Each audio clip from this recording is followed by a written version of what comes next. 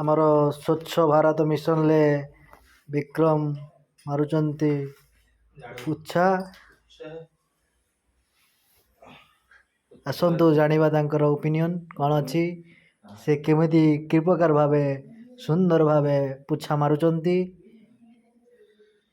ଆପଣମାନେ ଦେଖିପାରୁଥିବେ ବିଶେଷତଃ ଆଜିକାଲି ଦେଖିଥିବେ ଜନସାଧାରଣ ମାନଙ୍କ ପାଖରେ ଅର୍ଶ ଭଗନ୍ଦର ମାତ୍ରା ବଢି ବଢି ଚାଲିଛି। ତେଣୁ ତାର ଗୋଟେ ବିଶେଷ ଉପାୟ, ଆପଣମାନେ ଯଦି ଡେଲି ଖାଇସାରି ଯଦି ଦି ଓଳି ଯଦି ଝାଡୁ ମାରିବେ ଖରାବେଳେ ଆଉ ରାତ୍ରି ଟାଇମରେ, ତାହେଲେ ଆପଣଙ୍କର ଅର୍ଶ ଭଗନ୍ଦର କମିବାର ବହୁତ ଚାନ୍ସ ଅଛି ବହୁତ ଶୀଘ୍ର।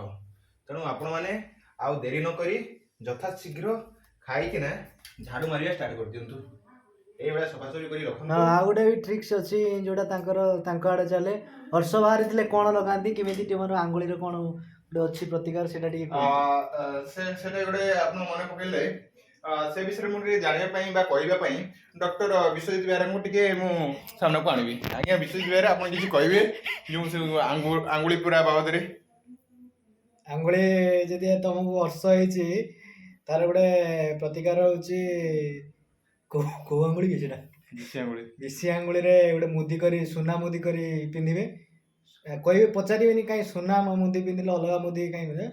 ସୁନାର ଗୋଟେ ଥାଏ, ଗୋଟେ ତାର ପାୱାର ଥାଏ, ସେଥିପାଇଁ ଅଲଗା କିଛି ଧାତୁ ଫାତୁ ୟୁଜ୍ କରିବେନି, ସୁନା ମୁଦି ହିଁ କରିକି ପିନ୍ଧିବେ। ତାପରେ ଆପଣଙ୍କର ଅର୍ଶ ପୁରା ସମ୍ପୂର୍ଣ୍ଣ ରୂପେ ଭଲ ହେଇଯିବ।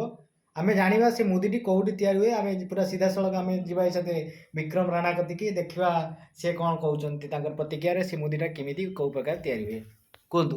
ଆଜ୍ଞା ମୁଁ ନିଶ୍ଚିତ ଭାବରେ ଆପଣମାନଙ୍କୁ ଜଣେଇଦେବି, ହେଲେ ମତେ ଏବେ ଟିକେ ଯେହେତୁ ନୂଆ ନୂଆ ଅର୍ଶ, ତ ମତେ ତାକୁ ଭଲ ହବା ପାଇଁ ଟିକେ ଟାଇମ ଲାଗିବ। ମତେ ଏବେ ଝାଡା ଲାଗୁଛି, ମୁଁ ଝାଡା ଆସିଲା ପରେ ଆପଣମାନଙ୍କୁ ନିଶ୍ଚିତ କହିବି। ଏଇନା ମୁଁ ଯାଉଛି।